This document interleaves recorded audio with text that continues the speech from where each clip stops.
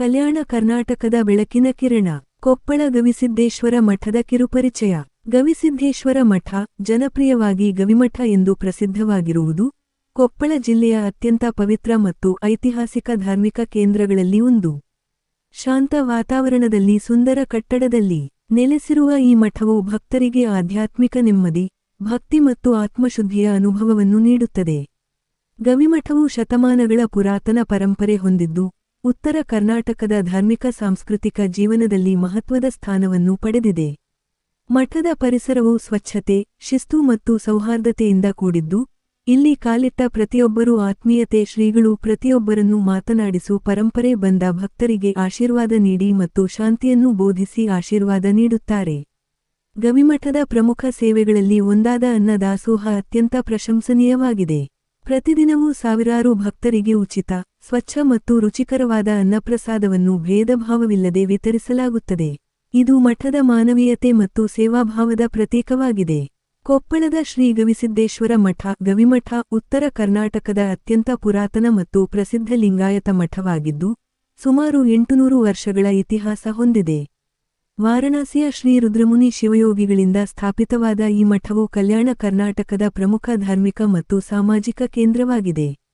ಪ್ರಸ್ತುತ ಪೂಜ್ಯ ಶ್ರೀ ಅಭಿನವ ಗವಿಸಿದ್ದೇಶ್ವರ ಸ್ವಾಮೀಜಿಯವರು ಇದರ ನೇತೃತ್ವ ವಹಿಸಿದ್ದಾರೆ. ಪ್ರಮುಖ ಅಂಶಗಳು: ಸ್ಥಾಪನೆ ಮತ್ತು ಹಿನ್ನೆಲೆ. ವಾರಣಾಸಿಯಿಂದ ಬಂದ ಶ್ರೀ ರುದ್ರಮುನಿ ಶಿವಯೋಗಿಗಳು ಈ ಮಠದ ಮೂಲ ಗುರುಗಳು.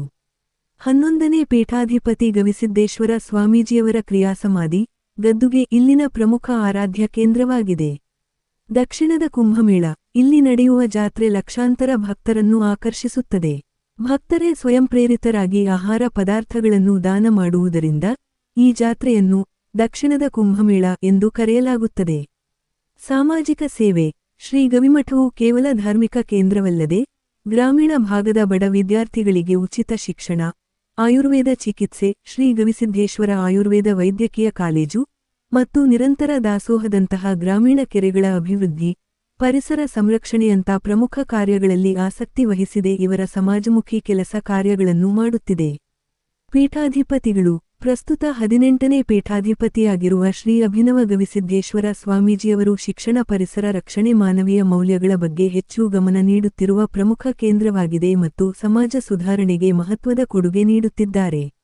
ಕೊಪ್ಪಳ ನಗರದ ಹೃದಯ ಭಾಗದಲ್ಲಿರುವ ಗವಿಮಠ ಭಕ್ತರ ನಂಬಿಕೆಯ ಕೇಂದ್ರವಾಗಿದ್ದು, ಇಲ್ಲಿನ ಶಾಂತಿಯುತ ವಾತಾವರಣ ಭಕ್ತರಿಗೆ ಆಧ್ಯಾತ್ಮಿಕ ಅನುಭೂತಿ ನೀಡುತ್ತದೆ. ಕಲ್ಯಾಣ ಕರ್ನಾಟಕದ ಬೆಳಕಿನ ಕಿರಣ. ಕೊಪ್ಪಳ ಗವಿ ಮಠದ ಜಾತ್ರೆಯನ್ನು. ಮಠದ ಐತಿಹಾಸಿಕ ಹಿನ್ನೆಲೆ. ಕೊಪ್ಪಳ ನಗರದಲ್ಲಿರುವ ಸುಪ್ರಸಿದ್ಧ ಗವಿಮಠಕ್ಕೆ 100 ವರ್ಷಗಳ ಇತಿಹಾಸವಿದೆ. ಜೊತೆಗೆ ಆಯುರ್ವೇದ ಕ್ಷೇತ್ರಕ್ಕೆ ಅವರ ಕೊಡುಗೆ ಅಪಾರ, ಶ್ಲಾಘನೀಯ ಕಾರ್ಯವಾಗಿದೆ.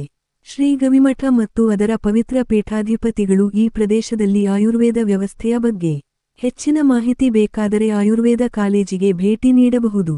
ಕಲ್ಯಾಣ ಕರ್ನಾಟಕದ ಬೆಳಕಿನ ಕಿರಣ. ಕೊಪ್ಪಳದ ಗವಿಮಠ. ದಕ್ಷಿಣದ ಕುಂಭಮೇಳ. ಕೊಪ್ಪಳದ ಗವಿಮಠದ ಜಾತ್ರೆ. ಈ ಜಾತ್ರೆಯಲ್ಲಿ ಲಕ್ಷಾಂತರ ಭಕ್ತರು ಭಾಗಿಯಾಗುತ್ತಾರೆ.